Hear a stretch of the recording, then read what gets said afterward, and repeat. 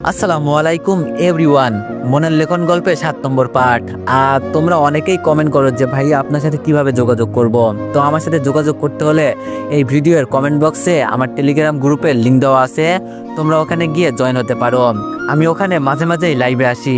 তো চলো বেশি কথা না কইয়া গল্প শুরু করা যাক। আমি রেডি হয়ে রুম থেকে বের হতেই দেখি রিয়া আমার রুমের সামনে দাঁড়িয়ে আছে। রিয়াকে দেখে বললাম, কি রিয়া এখানে দাঁড়িয়ে আছো যে? রিয়া আমাকে দেখে বলল, ভাইয়া আসলে আপনাকে আজকে হিরোর মতো লাগছে, মন চাইছে আপনার হাত ধরে সারা জীবন। আমি বললাম বলো বলো পরে কি? রিয়া গাল লাল করে বলল, জান ভাইয়া কিছু না, এখন আপনার কাছে একটা দরকারে আসছি। আমি বললাম কি বলো? রিয়া বলল, আপনার ফোনটা আমার একটু লাগবে আজকে। রিয়ার হাত ধরে আমি ওকে রুমে নিয়ে গেলাম। রুমে যাওয়ার পর রিয়াকে বসিয়ে আমি হাঁটু গেড়ে নিচে বসে বললাম, শুধু ফোনটা নিয়ে কি করবে? তোমার জন্য সবকিছু ফ্রি। আমার রুম মানে তোমার রুম, তোমার যখন যা দরকার হয় তখন তা নিয়ে যাবে। ওই যে দেখো আমার বিছানার উপর একটা শাড়ি পরে আছে, আমার কাপড়ের সাথে ম্যাচিং করে এটা কিনে নিয়ে আসছি, পরবে কি তুমি? রিয়া আমার মাথায় হাত দিয়ে বলল, আপনার জন্য আমি আগুনে ঝাঁপ দিতে পর্যন্ত রাজি আছি, শুধু একবার বলেন কি করতে হবে আর আমি তাই করব। আমি বললাম, বেশি দেরি করে লাভ নেই, একটু তাড়াতাড়ি রেডি হয়ে নাও। রিয়া বলল, আপনি আজকে ওই দিনের মতোই আমাকে শাড়ি পরিয়ে দিবেন, তবে আজকে চোখ বেঁধে নয়, আজকে চোখ খোলা রেখেই শাড়ি পরিয়ে দিবেন। আমি বললাম, মিস রিয়া এভাবে বলবেন না, আমি সবকিছু সহ্য করতে পারি, কিন্তু যখন আমি আপনার শরীরে হাত দিই তখন নিজেকে আর কন্ট্রোল করা খুব কঠিন হয়ে যায়, পরে উল্টাপাল্টা কিছু করে ফেলবো। আমি বলে দিচ্ছি তুমি শাড়ি পরে নাও। রিয়া বলল, এভাবে বলবেন না ভাইয়া, আর আপনাকে আমি কি বলছি, আপনি নিজেকে কন্ট্রোল করেন, আপনার যা করতে মন চাই করবেন, আমি শুধু আপনার জন্য এখানে আসি। এ কথা বলে রিয়া লজ্জায় হাত কামড়াতে লাগলো। আম্মুর অনুষ্ঠানের পর আমি রিয়াকে বলেই দিব যে আমি ওকে ভালোবাসি, অতপর ওকে জড়িয়ে তো ধরতে পারবো নাকি? আমাদের ভালোবাসা হয়তো পরিবারের কেউ মানবে না, কিন্তু আমি রিয়ার জন্য যুদ্ধ করতে পর্যন্ত রাজি আছি। রিয়া বলল, ভাইয়া কি চিন্তা করেন? রিয়ার কথা শুনে আমার হুঁশ আসলো। আমি বললাম, কিছু না, তুমি শাড়ি পরে নাও, আমি বলে দিচ্ছি। আমার কথা মতো রিয়া তাই করতে লাগলো, আর আমি বলে দিচ্ছি কিভাবে কি করতে হবে। তবে সত্যি কথা বলতে রিয়াকে দেখলে আমি এক অন্যরকম হয়ে যাই, তাও আজকেও আমার সামনে শাড়ি পরছে। এই মুহূর্তে আমার মনকে যে আমি কিভাবে কন্ট্রোল করছি এটা একমাত্র আমি জানি। শাড়ি পরা শেষ হতেই রিয়া আমার কাছে এসে আমার একটা হাত ধরে বলল, আমাকে কেমন লাগছে ভাইয়া? আমি বললাম, খুব খুব সুন্দর লাগছে, যেটা বলার বাইরে। রিয়া এবার আমাকে ধরে আয়নার সামনে নিয়ে বলল, এখন কেমন লাগছে আমাদের দুজনকে? আমি রিয়ার মুখের দিকে তাকিয়ে বললাম, মন যে অনেক কিছু বলতে চাই, কিন্তু কোনো এক জায়গায় আটকে যাই, তবে এক সময় সবকিছু বলবো, শুধু এই মানুষটা পাশে থাকলেই হবে। আমার কথা শুনে রিয়া শুধু একটা হাসি দিয়ে আস্তে করে বলল, পাগল ছেলে, ভালোবাসি যে এটা বলতে পারে না, গাদা কোথাকার। আমি একটা মেয়ে হয়ে কিভাবে বলবো ভালোবাসি? আমার বুঝি লজ্জা করে না? ও সবকিছু বোঝে তাও বলতে পারে না ভালোবাসি তোমাকে। সত্যি সত্যি যখন আমি চলে যাব না, তখন খুব করেই বলতে পারবে আমি তোমাকে ভালোবাসি। আমার কি আমিও বলবো না? বললে বলবে, না বললে নাই। রিয়ার সবকিছু আমি শুনতে পেয়েছি, তাও আমি বললাম, কিছু কি বললে রিয়া? রিয়া বলল, না ভাইয়া, আপনাকে কিছু বলি নাই, বলছি আমার এই কপালকে, মৃত্যুর ডিমের সাথে আমি বসবাস করি, কিছু বলতেও পারে না।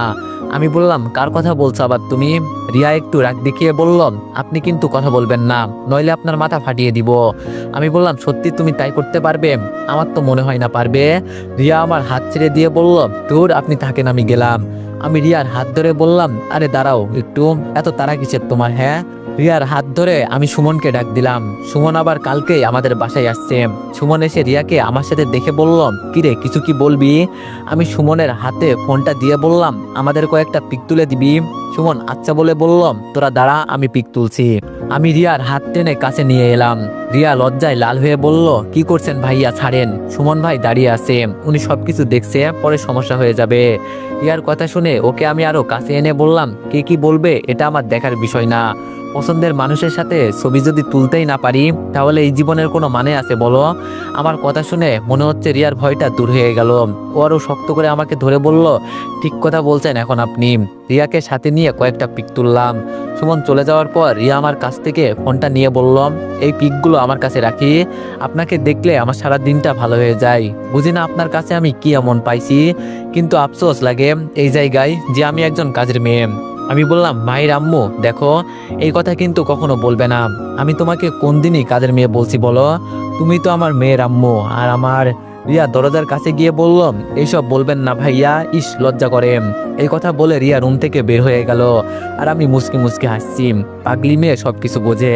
আমি না হয় গাধা ছেলে, কিন্তু ও তো মন খুলে বলতে পারে যে ভাইয়া আমি আপনাকে ভালোবাসি, কিন্তু বলবে না। আমিও কম কিসের, আমিও বলবো না। যাক, এভাবে রুমে বসে থাকলে হবে না, বাইরে হয়তো অনেকে এসেছে, গিয়ে দেখি বাইরের অবস্থা কি। রুম থেকে বের হয়ে দেখি সবাই চলে আসছে। এই তো আমার আম্মুও দেখি চলে আসছে। আমি আম্মুর সামনে গিয়ে বললাম, আম্মু তোমাকে তো আজকে খুব সুন্দর লাগছে। এই কথা বলে আমি আম্মুর হাত ধরলাম। আম্মু আমার হাত ছাড়িয়ে বলল, খুব কষ্ট করে মেকআপ করছে আজকে, তুই কিস করে দিবি সবকিছু নষ্ট করে। আমি আমার আম্মুকে কিস করব, তাতে কার কি?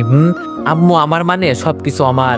আম্মু আমার হাত ধরে আমার কপালে চুমু দিয়ে বলল, 1000 বছর বেঁচে থাক বাবা, সবকিছু তো তোদের জন্য। আমি বললাম, হয়েছে আম্মা জান। ওই তো বাবা কেক নিয়ে বসে আছে, চলেন। আম্মু কেক কেটে আমাদের সবাইকে খাওয়ালেন। এক এক করে সবাই আম্মুকে গিফট দিল। শেষে সবাই বলল যে আমরা আম্মুর জন্য কি নিয়ে আসছি। বাবা শুধু বলল, আমরা 3 বাবা ছেলে মিলে খুব বড় একটা গিফট রাখছি। এই কথা বলে বাবা ভাবিকে বলল, বৌমা গিফটটা কোথায়, নিয়ে এসো।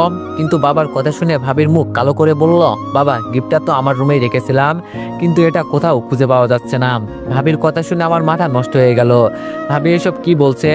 আমরা আম্মুর জন্য আংটিটা বানিয়ে নিয়ে আসছি, তবে এই আংটিটিতে শুধু সোনাই ছিল, একদম খাঁটি সোনা দিয়ে সবটা তৈরি করা হয়েছে।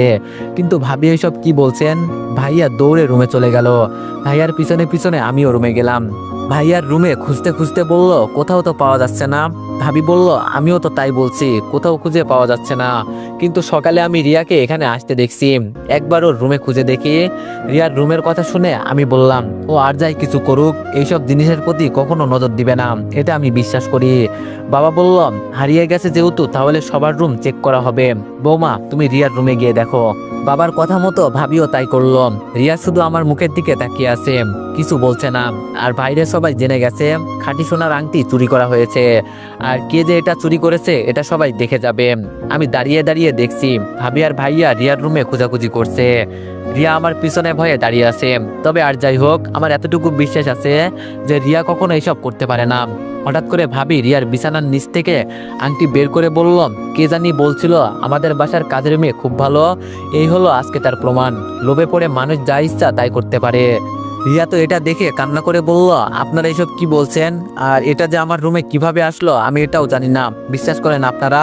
ভাবি ঠাস করে রিয়ার গালে একটা চড় দিয়ে বলল, চুরি করে যদি খাবি তো এখানে কেন এলি? আজকে কত বড় একটা অনুষ্ঠান তোর জন্য নষ্ট হয়ে গেছে, একটা সামান্য জিনিসের লোভ তুই সামলাতে পারলি না। আমি আর কিছু বলবো না, যা বলার আমার আম্মা বলবে এখন। রিয়া আম্মুকে দেখে আম্মুর পায়ে পড়ে বলল, বিশ্বাস করেন খালামণি, আমি এটা করি নাই, আমাকে কেউ ফাঁসিয়ে দিয়েছে। আমি কসম করে বলছি আমি এটা করি নাই, বিশ্বাস করেন আপনি। আম্মু রিয়াকে তুলে বলল, খুব ভালো মেয়ে মনে করতাম আমি তোমাকে, ইদানিং আমার ছেলেও তোমার সাথে একটু বেশি করেই কথা বলছে। আমি সবকিছু বুঝি কিন্তু কিছু বলি না। আজকে ওরা প্ল্যান করে সবকিছু তৈরি করছে। কেন এটা করলে? অনুষ্ঠানের পর আমাকে বলতে, খালামণি এটা আমার খুব পছন্দ হয়েছে, আমাকে দিয়ে দেন, আমি দিয়ে দিতাম তোমাকে এটা। কেন করলে এমন? আম্মুর কথা শুনে রিয়া দৌড়ে আমার কাছে চলে আসলো। আমার হাত ধরে বলল, ভাইয়া আপনি তো আমাকে বিশ্বাস করেন, আমি এটা করি নাই। রিয়া যে এমন কিছু করবে আমি কখনো ভাবি নাই। এতটা ভালোবাসি আমি ওকে, এত বিশ্বাস করি আমি ওকে। আর আজকে এটাও কি করলো? আর করবেই না কেন? এর দাম যে অনেক। এটা যদি একবারও নিয়ে বাসা থেকে বের হয়ে যেত তাহলে সারা জীবন ওর আর কাজ করতে হতো না। আমার বাবা আর ভাইয়া প্রবাসের অর্ধেক টাকা এই আংটির পিছনে খরচ করছি। আর আজকে রিয়া এটা কিভাবে করলো মানতে পারছি না আমি, বুক পেটে কান্না আসছে আমার। আমি রিয়ার হাত ছাড়িয়ে বললাম, খুব করে বিশ্বাস করতাম তোমাকে রিয়া, সবকিছু দিয়েছি আমি তোমাকে, আর আজকে এটা কেন করলে? অতঃপর আমাকে তো বলতে পারতেম, আমি দিয়ে দিতাম তোমাকে এটা। রিয়া কান্না করতে করতে বলল, আপনিও আমাকে বিশ্বাস করলেন না ভাইয়া? আমি বললাম, আমাকে ভাইয়া বলবে না, ভাইয়া বলার অধিকার তুমি হারিয়ে ফেলছো। এত করে পছন্দ করি তোমাকে, কেন মন করলে তুমি? রিয়া শুধু মাথা নিচু করে কান্না করছে। যেখানে আমি ওকে বিশ্বাস করছি না সেখানে আর কেই বা ওকে বিশ্বাস করবে? রিয়া আমার মনটাই ভেঙে দিল। এমনটা করবে আমি কখনো ভাবি নাই। খুব ভালো মেয়ে মনে করতাম ওকে, আর আজকেও প্রমাণ করেই দিল যে কাজের মেয়েরা ভালো হয় না। ওরা সুযোগ বুঝে খুব করে চুরি করতে পারে। যাকে এত ভালোবাসি সেই কিনা আজকে চুরি করেছে। মনকে কোনোভাবেই মানাতে পারছি না আমি। রিয়া মাথা নিচু করে শুধু কান্না করছে, কিছু বলছে না।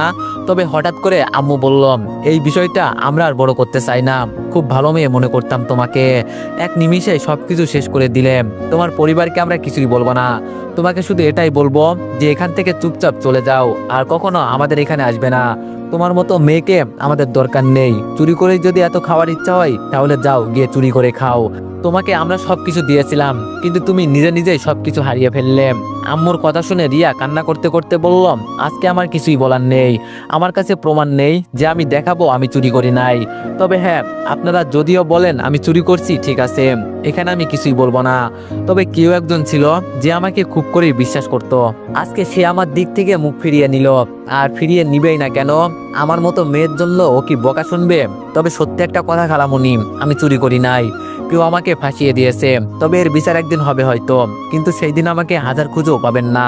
রিয়া আম্মুর হাতে একটা ঘড়ি দিয়ে আম্মুর পায়ে হাত দিয়ে বলল, আপনাকে আমি খুব সম্মান করি খালামুনি, কিন্তু কখনো ভাবি নাই আমার নামে এমন কিছু মিথ্যা অভিযোগ উঠবে।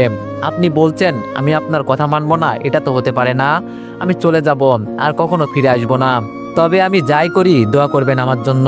আর এই ঘড়িটা আপনার জন্য কিনেছিলাম। তবে আমার বাবা মা আমাকে কখনো চুরি করা শেখায়নি। যদি চুরি করতাম, আপনার বাসার সবকিছু আমার জানা আছে, কোথায় কি রাখা। হাসি পাই কি জানেন, এতদিন এখানে থেকেছি ঠিকই, কিন্তু আজকে কেউ আমাকে বিশ্বাস করে না। ভালো থাকবেন খালামুনি। এই কথা বলে রিয়া আমার সামনে আসলো। রিয়ার কান্না দেখে আমার বুকটা ফেটে যাচ্ছে। কি বলবো ওকে, বলার মতো আমার কাছে তেমন ভাষা নেই। চাইলেও ওকে আমি ফিরাতে পারবো না, কারণ রিয়া ভুল করেছে, অনেক বড় ভুল। রিয়া আমার দিকে কান্নামাখা কণ্ঠে বললাম, আপনি অন্তত একবার আমাকে বিশ্বাস করে দেখতেন। ওরা আমাকে অপমান করবে, যদি আজকে আমার গায়ে হাত তুলতো তাও আমার এতটা কষ্ট লাগতো না যতটা আপনি দিয়েছেন আজকে। আপনার জন্য এত কিছু করলাম আমি, আর আপনি আজকে আমাকে বিশ্বাস করলেন না। আশা করি হয়তো আর কখনো আমাদের দেখা হবে না, আর যদিও হয়ে যায় তখন যেন আমি এটা প্রমাণ করতে পারি সেই দিন আমি চুরি করি নাই। তবে আপনার জন্য আমার মন থেকে মায়া একেবারে উঠে গেছে। আপনাকে যদি দেখাতে পারতাম আপনি আমার মনের কতটা গভীরে আছেন, তাহলে ঠিকই বুঝতেন, কিন্তু আপনি আমাকে বিশ্বাস করলেন না। খুব কষ্ট লাগলো জানেন।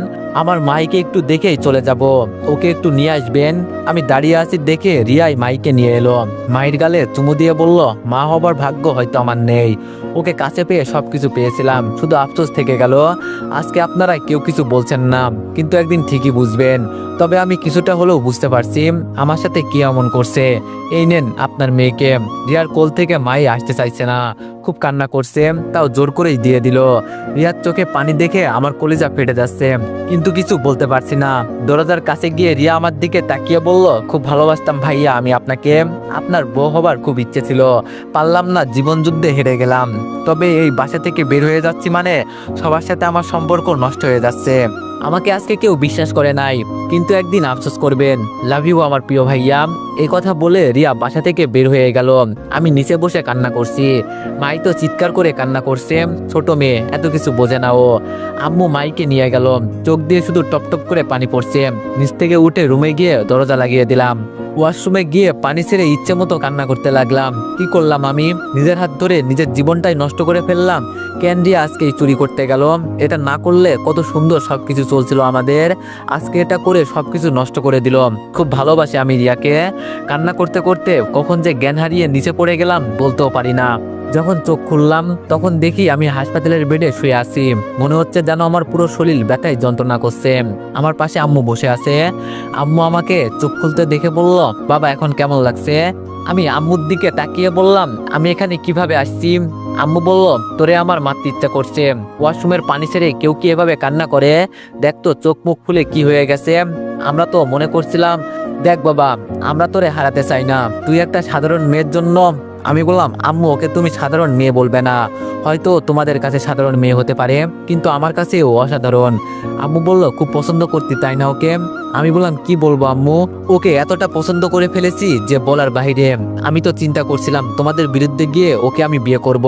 আম্মু বলল, থাক বাদ দে, এইসব কথা বলে এখন আর কোনো লাভ নেই। আজকে একটা আংটির লোভ সামলাতে পারে নাই, এখন চিন্তা কর পরে কি হতে পারে। আমি বললাম, রিয়া তো এমন মেয়ে না আম্মু, ও কখনো এমন কিছু করবে না আমি জানি, কিন্তু কেন করলো এমন আম্মু? আম্মু বলল, এইসব বাদ দিতে বলছি না আমি, ওর কথা মাথা থেকে ঝেড়ে ফেলে দে, এত চিন্তা করিস না বাবা, পৃথিবীতে কি মেয়ের কম আছে? আমি বললাম আম্মু। আম্মু বলল, এখন বাসায় যেতে পারবি তো? আমি বললাম পারবো, আমাকে একটু ধরো, এখানে থাকতে আমার আর ভালো লাগছে না। আম্মুকে ধরে কোনো মতে বাসায় চলে আসলাম। রুমে গিয়ে বিছানায় শুয়ে শুয়ে শুধু রিয়ার কথাই চিন্তা করছি। রিয়া আমাকে সেই দিন মৃত্যুর হাত থেকে বাঁচিয়েছে। ও যদিও চুরি করেছে, তাহলে ওকে কি আমি এটা থেকে বাঁচাতে পারি নাই? সবই আমার কপাল। বড় কথা হলো, রিয়া হয়তো আমার কপালে লেখা ছিল না, এজন্য ওকে আমি পাই নাই। শেষ করে ফেলছি যেহেতু সবকিছু শেষ। যাকে বিয়ে করব বলে আশা করছিলাম সেই চলে গেল, এখন আর বিয়ে করব না। আমার একটা মেয়ে আছে, ওকে নিয়ে পুরো জীবন কাটিয়ে দিব। মেয়ের মুখের দিকে তাকিয়ে হলেও আমি আর বিয়ে করব না। এখন নিজেকে একা করে ফেলেছি, আগের মতো কারোর সাথে কথা বলি না। যত দিন যায় ততই নিজেকে ঘরবন্দি করে ফেলছি। এখন মাহির সবকিছু আমাকেই দেখতে হয়। আজকে 1 মাস চলে গেল, তাও আমি কিছু বলতে পারি না কিভাবে যে দিনগুলো চলে গেল। তবে ইদানিং আমি শুনছি আমার পরিবারের সবাইকে আমার ভাবি কান মন্ত্র দেয় যে আমি যেন মিতুকে বিয়ে করি। মিতু নাকি আমার জন্য বিয়ে করে নাই, ও নাকি আগের থেকে অনেক ভালো হয়ে গেছে। আমার পিছনে ভাবি একেবারে উঠে পড়ে লেগেছে। কিন্তু এই মনে যে একজন জায়গা করে গেছে, তাকে রেখে অন্য কাউকে কিভাবে আমি বিয়ে করব? রিয়ার কথা এখনো ভুলতে পারি নাই, আবার এর ভিতরে অন্য কিছু বলে। তবে যে যাই বলুক, আমার এই বিয়ে করার ইচ্ছা নেই। এখন মাঝে মাঝে সিগারেট খাই, রিয়া চলে যাওয়ার পর থেকে এটা খাই মাঝে মাঝে। যখন নিজেকে খুব একাকিত্ব মনে হয়, রিয়া ঠিকই বলতো, এখন তো আর বলবেন না যে আমি তোমাকে ভালোবাসি। আমি যখন চলে যাব তখন শুধু আফসোস করবেন যে কি করলাম। আজকে ওর প্রতিটা কথাই সত্যি হতে চলেছে। রিয়া কাছে নাই, অথচ ওর কথাগুলো আজকে আমার খুব মনে পড়ে। বিকালে ছাদে বসে বসে ফোনে গেম খেলছি, তখন পিছন থেকে একটা শব্দ আসলো যে কফি খাবেন। আমি পিছনে তাকিয়ে দেখি মিতু ম্যাডাম দাঁড়িয়ে আছে। অনেকদিন পর ওনাকে আমি এখানে দেখলাম, তাই বললাম, কি ব্যাপার ম্যাডাম, আপনি এখানে? মিতু ম্যাডাম আমার পাশে বসে বলল, ফোনটা যদি একটু রাখতে তাহলে বেশ ভালো হতো। আমি মিতু ম্যাডামের কথা শুনে ফোনটা রেখে বললাম, বলেন কি বলবেন। মিতু ম্যাডাম বলল, বলছি কেমন আছো তুমি? আমি বললাম, আছি মোটামুটি। তো এখানে কি জন্য আসছেন? মিতু বলল, কেন, আমার বেস্ট ফ্রেন্ডের বাসায় আমি আসবো না? আমি বললাম, আপনি যেখানেই যান কোনো মতলব ছাড়া যান না, যেটা আমি খুব ভালো করেই জানি। এখন বলেন সত্যি কথা, এখানে কেন আসছেন? মিতু বলল, আমার বাবা মা এখানে আসছে, এজন্য ওনাদের সাথে এখানে আসছি। আর শুনলাম তোমাদের বাসার কাজের মেয়ে। আমি বললাম, যেই পর্যন্ত বলছেন সেই পর্যন্তই থেমে যান। যদি নিজের ভালো চান, আমার পরিবার ছাড়া বাইরের কেউ ওকে এই কথা বলতে পারবে না। বললে একদম কি যে করব হিসাব নেই।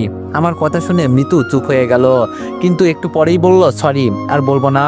আমি বললাম, এখন বলেন এভাবে আর কতদিন থাকবেন? একটা বিয়ে তো করতে পারেন। মিতু বলল, তুমি যদি হ্যাঁ বলো তো আমি আজকেই বিয়ে করে নিব। আমি বললাম, আপনি বিয়ে করবেন এতে আমার হ্যাঁ বলার কি আছে? আপনার মন যাকে চাই তাকে বিয়ে করেন, আমি কি না করছি আপনাকে? মিতু বলল, বিয়ে তো করব তোমাকে, এজন্য তোমার অনুমতি লাগবে না আমার? মিতুর কথা শুনে আমি হাসতে হাসতে বললাম, আমি আপনাকে বিয়ে করব? বাবা, এই কথা কে বললো আপনাকে? মিতু বলল, নিচে বাবা মা সেই বিষয়ে কথা বলছে। আমি বললাম, কথা বললে কি হবে, আমি তোমাকে বিয়ে করলে তো? মিতু বলল, আমি যখনই বলি তখনই তুমি শুধু না করো। কেন এমন করো? আমার মাঝে কি এমন নেই? আমি তোমাকে ভালোবাসি বলে সবকিছু তোমাকে উজাড় করে দিতে চেয়েছিলাম, এটা কি আমার ভুল ছিল? আমি কি তোমাকে ভালোবাসতে পারি না? তোমার জন্য সবার সামনে অপমানিত হয়েছি। আমি বুড়ো হয়ে গেছি বলে আমাকে বিয়ে করবে না? আমার থেকে 3 বছরের বড় তুমি, তাও কেন না করো বলো? আমি তোমার থেকে বড়, এটাই কি আমার অপরাধ? আমি মিতু ম্যাডামের দিকে তাকিয়ে আছি, কি বলবো ওনাকে, বলার মতো ভাষা নেই। তবে আমি যে এই মনে রিয়ার জায়গা দিয়েছি, ওকে ছাড়া আমি অন্য কাউকে কোনোদিন বিয়ে করতে পারবো না। আমি এবার বললাম, জানেন কি ম্যাডাম, নিয়তির বড় লীলা খেলাম, যাকে আমি ভালোবাসি সে কাছে নেই। আজকে ছোট্ট একটা ভুলের কারণে ওকে আমি হারিয়েছি, আপনাকে বললে কি বুঝবেন? মিতু বলল, রিয়াকে ভালোবাসো তুমি? আমি বললাম, অনেক অনেক, যেটা বলার বাইরে। কয়েকদিন পর আমরা বিয়ে করতাম, কিন্তু মাগার তার আগেই সবকিছু শেষ হয়ে গেল। মিতু বলল, ও গরিব ঘরের মেয়ে, আর ওর মাঝে কি এমন আছে যে আমার মাঝে নেই? আমি বললাম, এজন্য আমি আপনাকে পছন্দ করি না, জানেন? মিতু বলল, এখন আবার কি বলছে? আমি বললাম, আপনি কাউকে সম্মান দিয়ে কথা বলেন না, নিজেকে খুব বড় মনে করেন। আপনার মনের ভিতরে অনেক ধুলাবালি আছে, ওগুলো আগে পরিষ্কার করেন। মিতু বলল, চলো নিচে যাই, দেখি সবাই মিলে কি সিদ্ধান্ত নিয়েছে। আমি বললাম, আমি যাব না নিচে, আপনার দরকার হলে আপনি যান। আমার এক কথা, আমি এখন বিয়ে করব না। মিতু বলল বিয়ে না করলে জোর করে বিয়ে করব তোমাকে, নইলে তুলে নিয়ে যাব। আমি বললাম হুমকি দিলেন বুঝি আমাকে? মিতু আমার চুল টেনে বলল হুমকি মনে হলে তাই মনে করো। এখন আমি গেলাম, তুমি থাকো। আর যে চলে গেছে তাকে নিয়ে তো চিন্তা করবে না, ও আর কখনো ফিরে আসবে না, আসার কোনো সম্ভাবনা নেই, বুঝলে? এই কথা বলে মিতু নিচে চলে গেল। আমি একা একা বসে আছি। আমার পরিবার যে এখন কি নাটক শুরু করছে কে জানে। তবে আমি যাই করি না কেন, এই মিতুকে কোনো মূল্যে আমি বিয়ে করব না। ও সুন্দর আছে এটা আমি মানলাম, কিন্তু কোনো এক কারণে ওকে আমার পছন্দ হয় না। হয়তো আমার মনের ভিতরে রিয়া আছে, এজন্য ওকে আমার এতটা পছন্দ নয়। যাক, অনেকক্ষণ এখানে বসে আছি, এখন নিচে যাই, নিচে গিয়ে দেখি সবাই কি করছে। আমি ছাদ থেকে ধীরে ধীরে নিচে চলে গেলাম। নিচে গিয়ে দেখি অচেনা কয়েকজন আমাদের বাসায় আসছে, আর মিতু একটু দূরে বসে আছে। আমি ওদের দেখেই বুঝে ফেলছি যে ওনারাই হয়তো মিতুর বাবা মা। আম্মু আমাকে ডাক দিয়ে বলল, দীপু এখানে আইতো একটু বাবা। আমি আম্মুর কথা শুনে শুধু বললাম, আম্মু আমার মেয়ে হয়তো ঘুম থেকে উঠে গেছে, এজন্য আমি রুমে গেলাম, সমস্যা নেই তোমরা কথা বলো, আমি আসি। এই কথা বলে আমি রুমে চলে গেলাম। গিয়ে দেখি আমার মেয়ে সত্যি ঘুম থেকে উঠে গেছে। আমাকে দেখে মাই একটা হাসি দিয়ে বলল, বাবা আমার মেয়েটা মাত্র বাবা মা ডাক শিখেছে, এর ভিতরে ওর মাকে হারিয়ে ফেললো। এখন ওকে রেখে যদি আরেকটা বিয়ে করি তাহলে কি হবে? যেভাবে আছি সেভাবেই একা থাকবো। আমি আমার মেয়ের পাশে শুয়ে ওকে নিয়ে খেলা করছি। মিতু দরজার কাছে দাঁড়িয়ে বলল, আমি ভিতরে আসবো কি? আমি বললাম সেদিনের মতো কিছু করবেন না তো আবার? মিতু বলল, এইসব বলে আর লজ্জা দিবেন না। আমি বললাম তাহলে ঠিক আছে ভিতরে আসেন, সমস্যা নেই। মিতু ভিতরে এসে বললাম, দেন তো আমার কোলে মাইকে। মিতুকে দেখে আমার মেয়ে কান্না করে দিল।